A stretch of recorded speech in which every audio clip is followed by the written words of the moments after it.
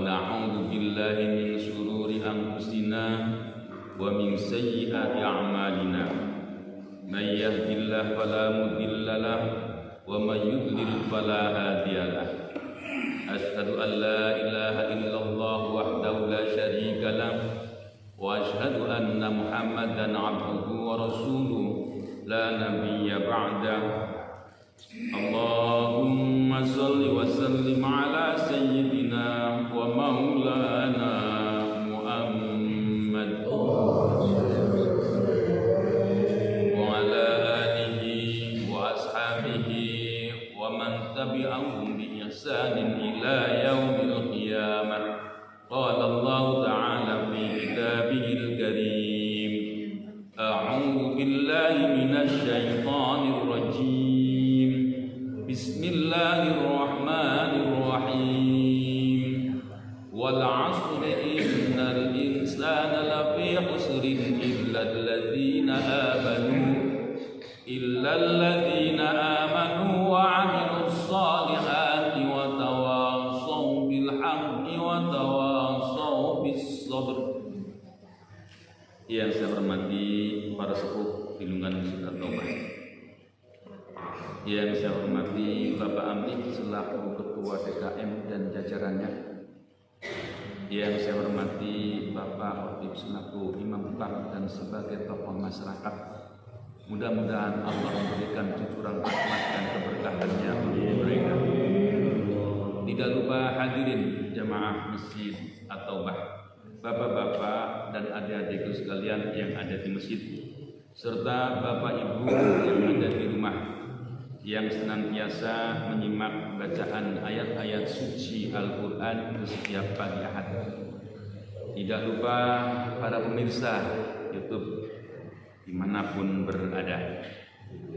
Mari kita panjatkan puji syukur kehadirat Allah Subhanahu wa Ta'ala yang telah melimpahkan berbagai macam kenikmatan, baik nikmat zahir maupun nikmat batin, terutama nikmat iman dan Islam. Salawat dan salam kami limpahkan kepada junjungan Nabi Agung Nabi besar Muhammad sallallahu alaihi wasallam yang telah membina umatnya dengan penuh rasa kasih sayang dan contoh yang patut kita ambil di dalam kehidupan sehari-hari, baik itu kehidupan pribadi, keluarga, kelompok maupun berbangsa dan bernegara. Hadirin jamaah Masjid At-Taubah yang saya cintai, ini di Indonesia banyak bencana ya Pak ya. Kalau banyak bencana itu harus introspeksi kembali kepada diri masing-masing. Ya jangan sampai kita itu menyalahkan satu dengan yang lain, nggak usah. Kita itu introspeksi pada diri masing-masing, kenapa terjadi bencana. Dan tidak lama kita juga ditinggalkan orang yang alim, orang yang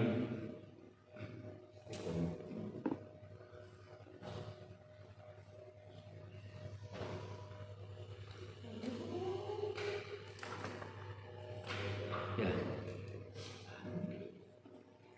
saya hadir Pak ya.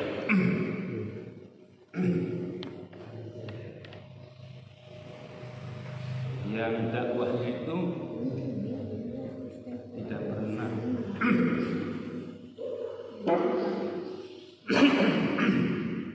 ya, yang dakwahnya itu nggak pernah menyakiti orang. Walaupun beliau itu disakiti, tidak pernah membalas.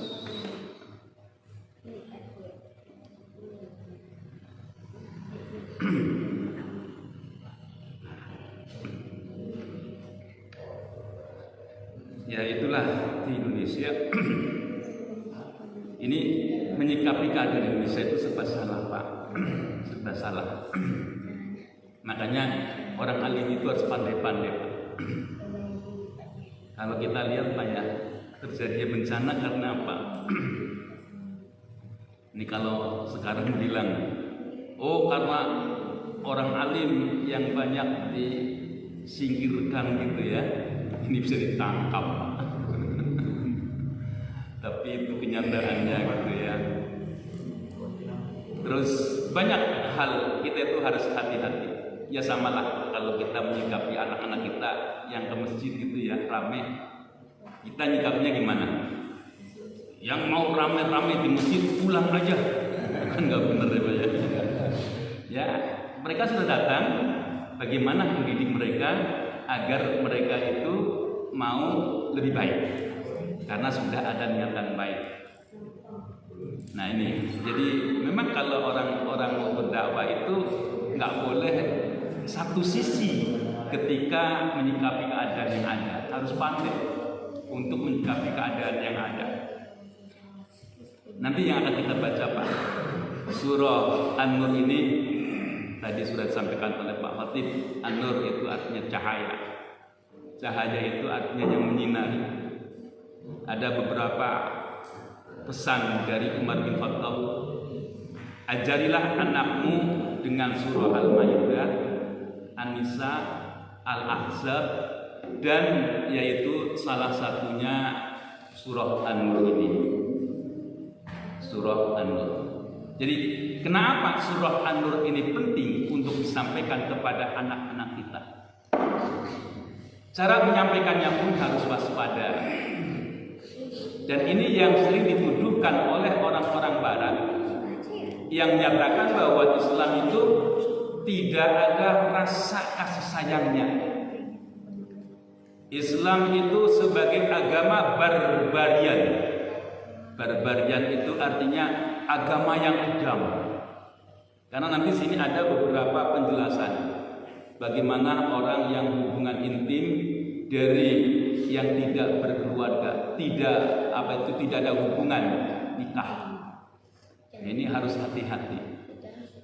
Karena kalau kita lihat hukum ranjang, hukum bunuh itu ada dalam Islam. Ketika orang membunuh maka dibunuh. Tetapi sebenarnya di sana ada pemaafan, yaitu bagaimana antar keluarga di antara kedua, ada yang dibunuh, ada yang membunuh, itu disuruh untuk musyawarah. Ini yang tertinggi. Jadi ini nanti kalau kita melihat surah ini itu harus waspada. Ini kalau melihat ayat ini penjelasannya harus secara komprehensif. Komprehensif itu artinya menyeluruh. Jangan kita itu sebagian-sebagian. Bagaimana Rasulullah Shallallahu Alaihi Wasallam ketika menjelaskan berkaitan dengan perzinahan ini? Bisa saya awali bahwa kandungan surah dalam surah An-Nur ini membangun bagaimana masyarakat itu terjadi saling menghargai antara satu dengan yang lain. Di sana orang jelas tidak boleh hubungan intim di luar pernikahan, itu dilarang. Dan bukan sekedar larangannya sampai seperti itu, tetapi jelas sekali. Kalau ada orang nuduh tanpa bukti, maka dia pun dikenakan sanksi. Kalau dia itu masih bujangan, terus dia berbuat sesuatu, ya tadi hubungan intim, maka dia dijilid 100 kali dan disingkirkan selamanya 1 tahun ke tempat yang lain yang jauh, baru boleh pulang. Kalau yang ada lagi yang sudah berkeluarga, terus dia itu hubungan intim di luar nikah, maka balasannya bukan sekedar dipukul 100 kali dan disingkirkan, tapi diranjam. Diranjam itu dipukul iya, terus ditanam, tinggal kelihatan sedadarnya, dilempari batu sampai dia itu mati. Tapi kisah ini sebenarnya Rasulullah itu mengiyakan atau Rasulullah sudah mewanti-wanti? Ada kisah Pak, seorang perempuan yang imannya itu menggunung. artinya sudah penuh dengan kepasrahan. Kebetulan dia itu sudah berkeluarga. Ini yang disebut dengan zina muhsan. Zina muhsan itu dia itu sudah berkeluarga, terus dia itu hubungan intim dengan orang lain. Kalau ghairu muhsan itu perzinaan bujangan dengan bujangan yang belum pernah nikah. Nah ini beda tadi ya, hadnya, hukumnya itu beda. Nah kebetulan si perempuan ini sudah merasa dia itu keimanannya itu luar biasa, maka dia pun datang kepada Rasul. Rasul berada di masjid. Ya Rasul, sucikan aku ya Rasul. Rasul berpaling, nggak mau. Menghadap lagi, ya Rasul, sucikan aku ya Rasul. Sampai 3 kali dia itu menyatakan, wallahi, sucikan aku ya Rasul. Rasul bertanya, apa yang kamu perbuat? Aku telah berbuat zina ya Rasul. Rasul menyatakan, yang ada dalam kandungannya punya hak. Pulanglah kamu. Maka dia pun pulang. Nanti kalau kamu sudah lahiran, datang ke sini. Ketika sudah lahiran, dia pun datang kepada Rasul. Ya Rasul, aku sudah melahirkan ini anak. Rasul itu melihat seorang perempuan yang begitu imannya yang menggunung. Dia itu tersayat-sayat. Ya Allah, ya Rabbi, luar biasa. Tidak tega. Kembalilah engkau nanti setelah engkau itu nifas. Jadi setelah 40 hari banyak suci, kamu datang lagi di sini. Benar. Setelah 40 hari datang lagi. Ya Rasul, saya sudah bersih. Iya. Besarkan anak itu. Balik lagi. Terus dibesarkan. Setelah besarkan, dia pun bilang, kalau Rasul bilang, nanti kalau sudah disapi, sudah dipisahkan dari asikmu, kamu datang lagi. Nah, ketika itu juga dia sudah menyapi anaknya dan dia datang kepada Rasul. Ya Rasul, anakku sudah disapi. Ini artinya apa? Kalau kita lihat di dalam beberapa ayat Al-Quran dan penjelasan hadis yang berkaitan dengan perzinahan, perzinahan itu bisa ditegakkan yang sudah amoral, Pak. Karena di sana itu kalau nanti ada orang yang menyaksikan gitu ya, umpamanya ada orang yang menyaksikan bahwa dia itu berbuat zina, itu digambarkan begini, Pak. Seperti engkau melihat ember yang dijeburkan ke dalam sumur dan sumur itu ditarik, kelihatan cucuran airnya, kira-kira seperti itu. Artinya sudah keterlaluan. Tidak ada lagi rasa manusiawinya, seperti hewan. Dan disaksikan oleh berapa orang? Oleh sampai 2 orang untuk laki-laki. Ini artinya dia itu benar-benar sudah keterlaluan. Makanya ditegakkan had, hukum. Nah ini ya, jadi kalau kita lihat dari beberapa ayat yang berkaitan dengan perzinahan ini, ya kalau orang itu berbuat salah, taubat. Taubat itulah yang sebenarnya. Karena nanti ketika si perempuan tadi dihukum, dirajam dan dia mati, Rasul pun menyolati. Di sana Umar bin Khattab bilang, "Ya Rasul, bukankah dia itu orang zina, seorang yang berbuat zina?" Iya, tapi dia telah bertaubat. Nah ini, ya jadi inilah orang itu harus memahami ayat itu secara komprehensif, secara menyeluruh. Jangan kita melihat ayat itu satu ayat. Jadi yang jelas yaitu orang yang ditegakkan hukum kepada mereka yaitu orang-orang yang amoral, orang-orang yang seperti hewan. Karena digambarkan ketika orang itu menyaksikan seperti Dia itu melihat ember yang dijeburkan ke dalam sumur dan dikerek ke atas lagi, kucuran airnya kelihatan. Bayangkan ya Pak ya, kalau orang itu melihatnya seperti itu kan udah keterlaluan, udah gak ada malu, kira-kira seperti itu. Ya sudah, kita jelas. Jadi ini jangan dipisahkan penjelasan ini dengan yang nanti akan dijelaskan di dalam Al-Quran. Yuk, seperti biasa kita awal bersama. A'udzu billahi minasy syaithanir rajim. A'udzu billahi minasy syaithanir rajim. Bismillahirrahmanirrahim. Bismillahirrahmanirrahim.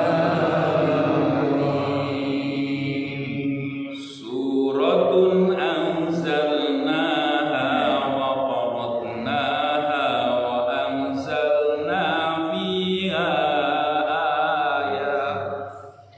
Suratun anzalnaha wa faradnaha wa anzalna fiha وأنزلنا فيها آيات بينات لعلكم تذكرون وأنزلنا فيها آيات بينات لعلكم تذكرون الزانية والزاني فاجلدوا كل واحد منهما مئة جلدة الزانية والزاني فاجلدوا كل واحد منهما مئة جلدة ولا تأخذكم بهما رأفة في دين الله إن كنتم تؤمنون بالله ولا تأخذكم بما رأفة في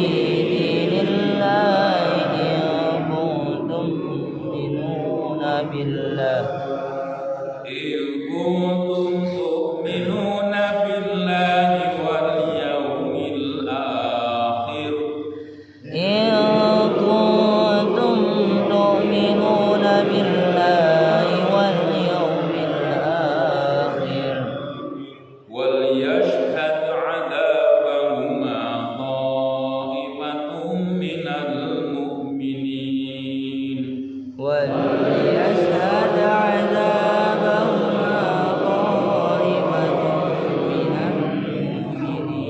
المؤمنين الزاني لا ينكح إلا زانية أو مشركة الزاني لا ينكح إلا زانية أو مشركة والزانية لا ينكحها إلا زان أو مشرك والزانية لا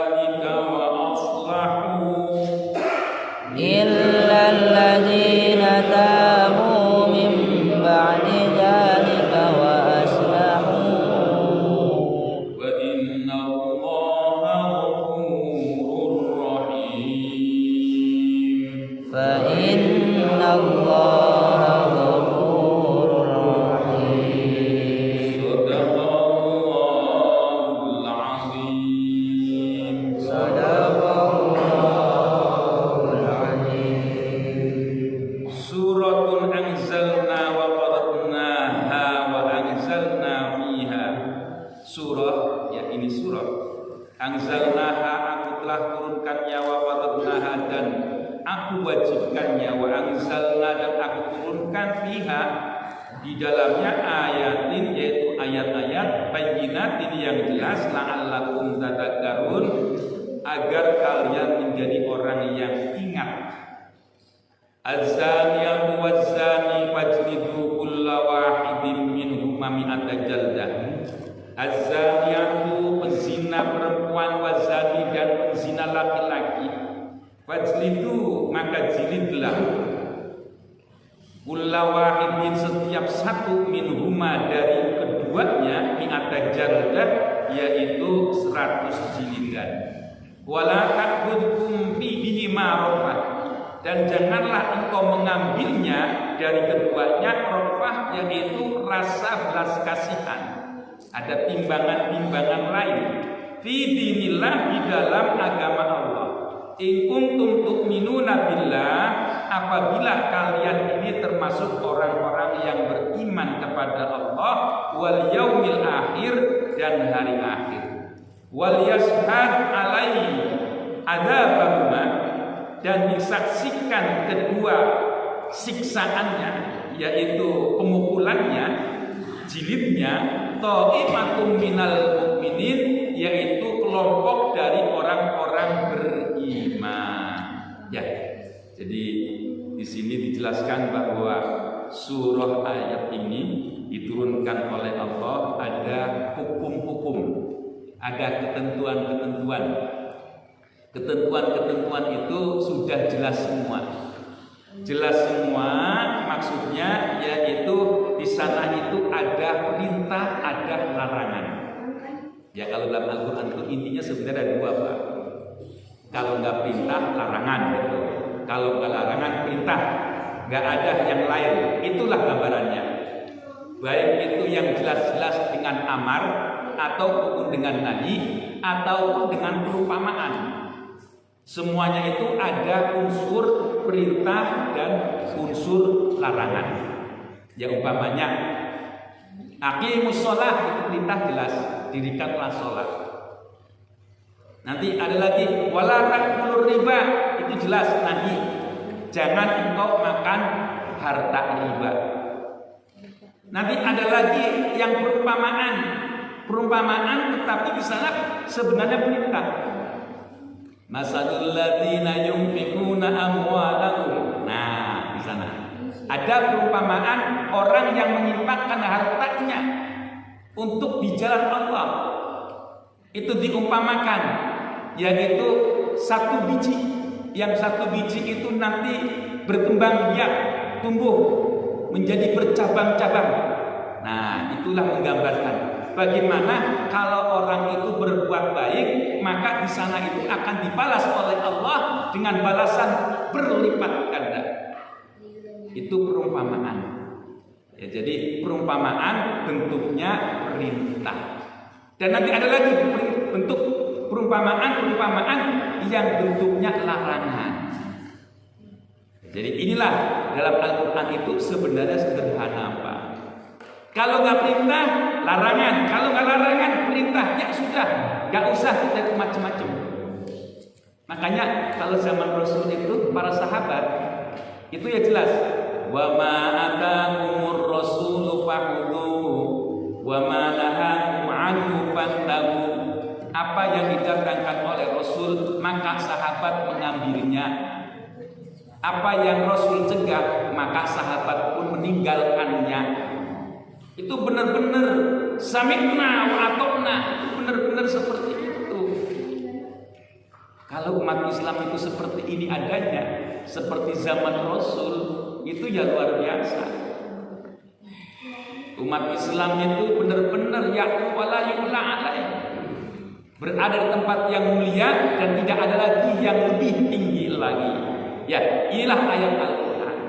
Ayat Al-Quran sudah dijelaskan oleh Allah. Surat anzalnaha wa faradnaha wa anzalna fiha ayatin bayyinatin la'allakum tadhakkarun. Di ujungnya agar kamu itu selalu ingat kepada Allah. Ya, inilah kasih sayang Allah kepada kita. Nah, tadi saya sampaikan azaniyatu.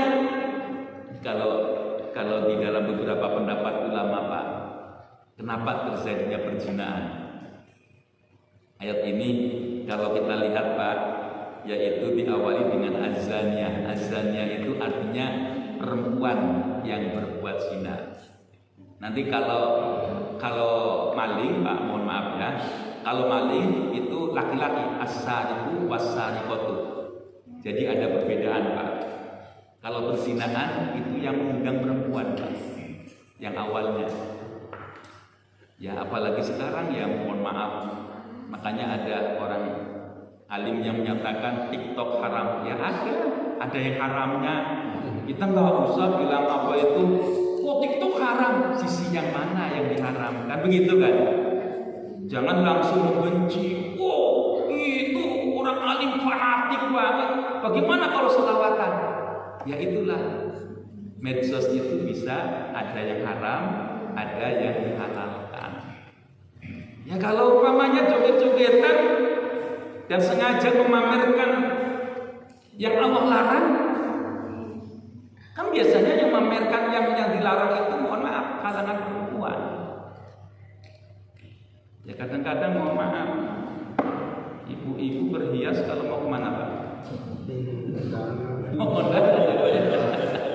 kalau di rumah pakainya apa, Pak? Nah ini, jadi ya kalau di rumah mestinya lebih cantik gitu ya. Nah itu buat sang suami. Nah ini makanya ayat Al-Quran itu menyatakan azan yang diawali oleh seorang perempuan. Ya kita sebagai orang yang diberikan oleh Allah kenormalan gitu ya, tidak bisa memungkiri oh itu indah. Ya itu indah. Tapi nggak boleh kebablasan ya Pak ya. Ya cukup. Makanya ada yang menyatakan kalau kita itu melihat satu kali, jangan satu kali melotot terus. Satu kali pusing sekali gitu ya itu yang nggak benar. Sekali itu artinya melihat sepintas. Layak. Oh iya, itu adalah anugerah Allah. Itu keindahan yang Allah ciptakan. Pahala Pak. Tapi jangan diterusin. Ya, jadi jangan diterusin. Jadi kalau tahu cantik, masya Allah, subhanallah, ciptaan Allah, indah, pahala. Karena mengagumi ciptaan Allah. Makanya dinyatakan di sana itu kalau melihat sepintas sekali itu tidak apa-apa. Tapi kalau yang disalahkan itu kan langsung otaknya ngeres gitu ya Pak ya. Nah ini yang repot. Otaknya ngeres ya Allah ya Rabbi gitu. Macam-macam. Ya jadi di sini ada pernyataan yang mengawali perzinahan. Mohon maaf, ini ayat Al-Quran diawali dengan pernyataan azannya, yaitu dari pihak perempuan. Wazani dan penzina laki-laki. Tapi perlu diketahui Pak, dalam bahasa Arab itu kalau wa itu artinya sejajar Pak. Jadi azaniyatu wazani, penzina perempuan dan penzina laki-laki ini artinya setara. Ya orang mau gitu-gituan kan kalau tidak ada kesepakatan nggak mungkin. Makanya ada ulama yang menyatakan ini adalah baunya bau kesetaraan. Jadi terjadinya perbuatan perzinahan ya karena kesepakatan. Jadi kong kali kong ya Pak ya, sama-samanya itu. Nah itulah orang yang seperti ini fajlidu kulla wahidin minhuma mi'ata jaldah. Dipukul itu kayak semacam rotan ya, satu apa itu 2 kali ini gitu ya, dipukul sampai 100 kali. Ya, mukulnya itu juga ada aturannya. Nggak boleh di kepala ya Pak ya, di badannya, dibuka bajunya, dipukul sampai 100 kali.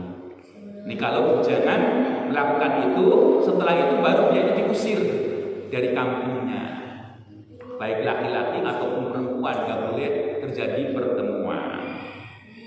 Nah, dinyatakan lagi wala ta'khudha fihi ma bihima Enggak usah kita pakai pertimbangan lain. Itulah perintah Allah. Tapi ingat ya yang tadi saya sampaikan, yang di awal ada contoh, yaitu seorang perempuan yang melakukan perzinahan ngadu kepada Rasul dan seterusnya. In kuntum tu'minuna billah, apabila engkau ini termasuk orang-orang yang beriman kepada Allah dan hari akhir. Makanya digambarkan tadi perempuan tadi, keimanan itu membunuh.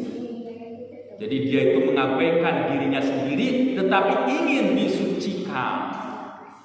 Ya inilah kalau orang itu beriman, itu gambaran yang ada, keyakinan yang ada dalam dirinya, sifat-sifat duniawi itu akan tersingkirkan.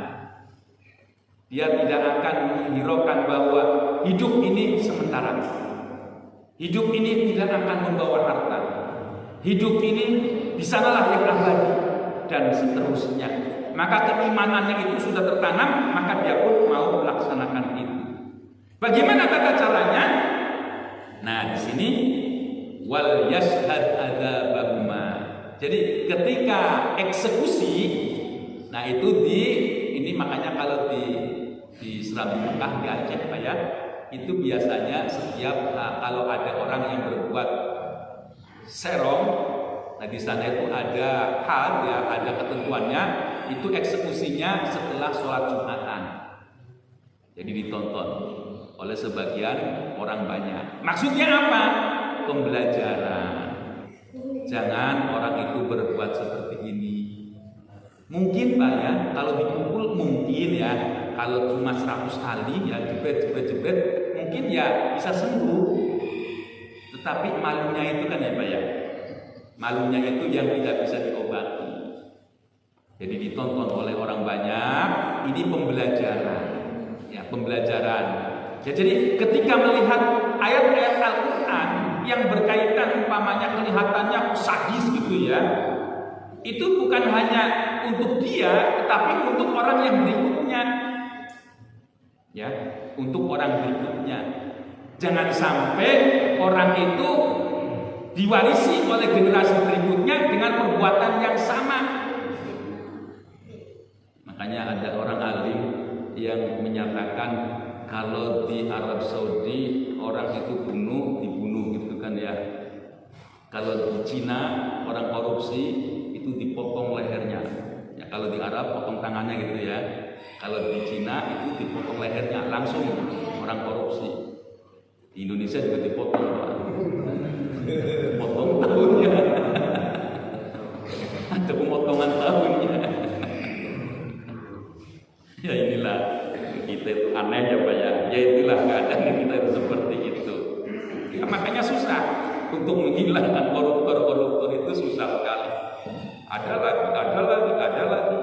Ya itulah keadaan kita. Ya terus berikutnya apa lagi? Az-zani la yankihu illa zaniyatan aw musyrikan waz-zaniyatu la yankihuha illa zanin aw musyrik wa hurrima dzalika 'alal mu'minin. Az-zani orang yang berbuat zina la yankihu illa zaniyatan, dia tidak akan menikah kecuali orang yang dizinai. Au musyrikatan atau orang yang musyrik artinya.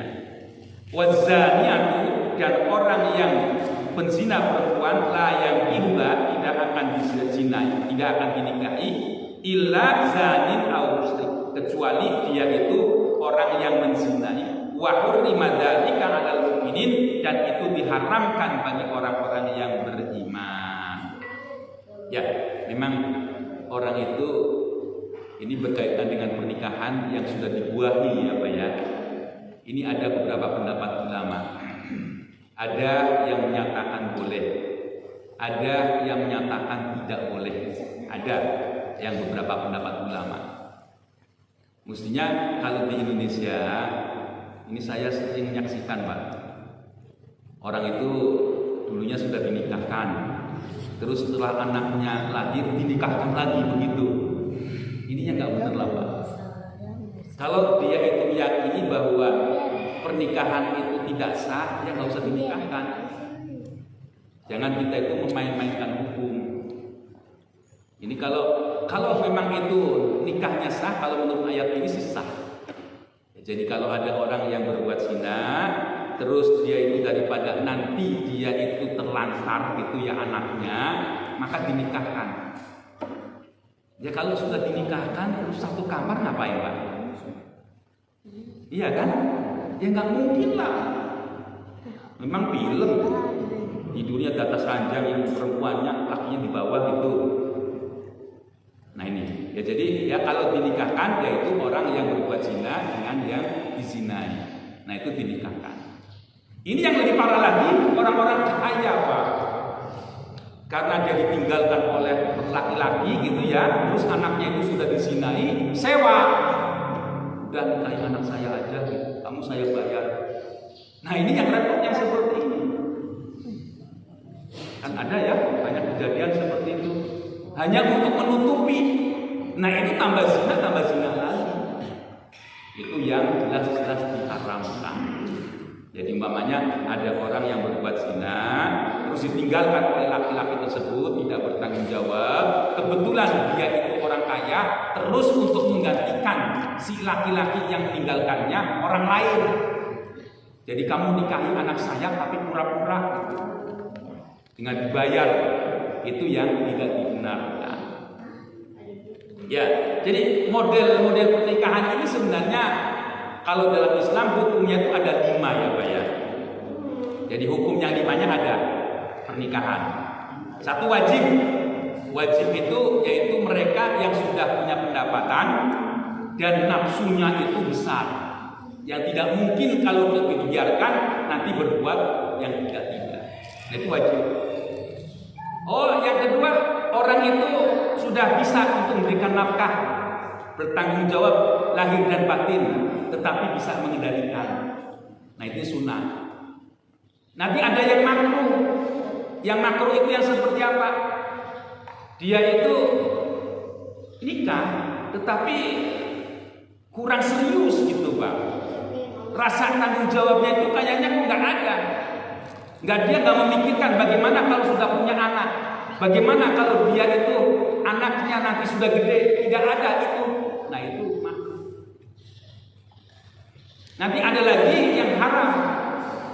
Yang haram yaitu orang itu nikah tapi sebenarnya dia tidak punya apa-apa, hanya untuk menutupi bahwa dia itu jantan gitu. Nah dia apa itu mohon maaf ya, ada orang yang dalam tanda kutip tidak bangun gitu ya, tidak intisar gitu ya. Nah terus ingin menutupi. Diparahnya lagi kalau dia itu pengen dinyatakan laki-laki, terus dia sewa kepada orang lain untuk membuktikan bahwa dia itu laki-laki. Nah ini. Nanti ada lagi model kawin yang lain, ada nikah mut'ah Pak. Nikah mut'ah itu populer Pak di puncak. Kawin kontrak Pak. Ini mohon maaf, ini orang-orang Syiah itu menghalalkan. Ya jadi mereka itu nikah tetapi pakainya waktu. Ya udah kamu jadi istri saya selama saya di Indonesia. Nanti sudah saya pergi, ya udah bubar gitu. Ini yang jadi korban kan orang Indonesia juga. Yang repotnya lagi Pak, ada orang nikah, terus ada orang yang memang dia itu kerjaannya orang tersebut untuk mencari untung. Ada yang pura-pura sebagai bapaknya gitu kan ya, ada sebagai orang tuanya, padahal dia bukan apa-apanya. Itu ada kejadian orang itu dinikahi oleh orang Arab, terus orang Arabnya datang lagi, mana istri saya? Udah dinikahin lagi gitu. Padahal cuma disewakan. Nah ini jadi namanya kawin mut'ah. Nanti ada lagi kawin sihor Pak. Kawin sihor yang seperti apa? Ini kalau di dalam bahasa itu, engkau angkat anak kakiku angkat. Saya juga harus mengangkat anak kakimu gitu. Jadi nikahnya tukeran Pak, tukeran. Jadi umpamanya ada saudara, umpamanya saya dengan Terus saya punya anak laki-laki, dinikahkan dengan anak Pak Yahya yang perempuan. Saya punya anak perempuan, dinikahkan dengan anak Pak Yahya yang laki-laki. Nah ini yang nggak benar. Ini disebutnya kalau dalam fikih itu nikah zina. Ya, karena ada kecenderungan, mohon maaf, itu orang mempertahankan kekayaannya. Nah ini nggak benar. Karena orang nikah yang sebenarnya kalau digambarkan oleh hadis, yaitu tidak ada yang tahu dan itu dihijab sampai 7 gunung. Dan orang yang terbaik untuk mencari pernikahan, untuk jodohan, yaitu yang jauh keturunannya. Nanti kalau orang nikah satu kelompok itu kan jadi idiot anaknya ya Pak ya. Nah itu makanya itu diadab itu sebenarnya. Kalau ada adik kakak kawin gitu ya, itu anaknya cacat, tidak dibenarkan dalam ajaran agama. Ya, jadi itulah pernikahan yang ada dalam yang dihalalkan, ada juga yang diharamkan dalam Islam. Walladzina yarmunal muhsanati summa lam ya'tu bi arba'ati syuhada'a fajliduhum samanina jaldatan wa la taqbalu lahum syahadatan abada wa ulaika humul fasiqun. Walladzina, dan rupanya orang banyak yarmuna yang menuduh al-muhsanat, yaitu orang itu berbuat zina, sumalam yaitu kemudian dia itu tidak mendatangkan arba'atin syuhada dengan 4 saksi.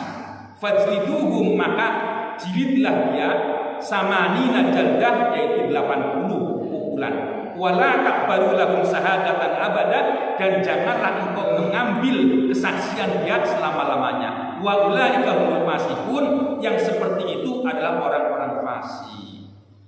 Nah ini, kalau yang tadi orang yang berbuat zina, sekarang orang yang menuduh zina.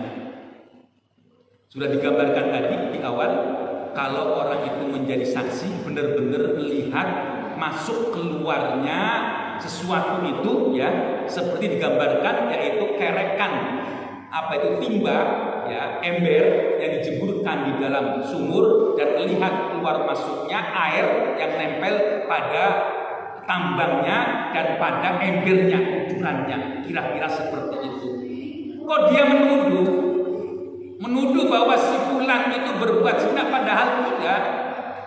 Dan dia mencoba untuk membayar orang bahwa saksi yang seperti itu dia itu bohong, maka dia itu harus dijilid sampai 80 kali pukulan. Nah inilah balasannya. Jadi orang yang berbuat saksi yang tidak benar, selama-lamanya jangan percaya. Kalau tahu orang itu pembohong, gak usah percaya. Dan ini sudah diajarin, kalau ada orang yang memang pembohong, kita nggak boleh menuduh apa-apa, enggak, jangan didengar. Kalau dia itu ngomong seperti itu, ya. Diteruskan, illal ladzina tabu min ba'di dzalika wa aslahu fa innallaha ghafurur rahim. Illal ladzina, kecuali orang-orang tabu yang sudah bertobat. Mimba didalik, sesudah itu wa aslahu, dan dia itu berbuat baik. Fa innallaha ghafurur rahim, bahwa sungguhnya Allah Maha Pengampun dan belas kasihan. Tapi kalau ada orang ya Pak ya, sudah terkenal mana-mana gitu ya kejahatannya, dan dia sudah bertobat, maka diperbolehkan dipercaya. Karena Allah, karena apa? Karena Allah itu Maha Ghafur. Ini pun ada kisahnya Pak, tapi waktunya sudah siang ya Pak ya. Kisahnya itu ada seorang perempuan yang terkenal sebagai WTS, wanita tuna susila dulu itu Pak ya. Kalau sekarang apa Pak? PSK ya. PSK kalau sekarang gitu ya, sudah tobat. Nah itu boleh dinikahi kalau memang sudah tobat. Kalau di kalangan artis kayak gitu kan jadi promosi ya Pak ya. Repot, orangnya sendiri, orang Indonesia sendiri yang kayak gitu masih dihargai, masih dikagumi. Nah ini yang tidak dibenarkan dalam ajaran agama. Ya, jadi walladzina yarmuna azwajahum wa lam yakun lahum syuhada wallahu a'lamu bishawab. Itulah yang dapat sampaikan pagi hari ini. Sudah berbentuk yang benar datangnya dari Allah, yang salah dari saya semata. Mohon maaf wabillahi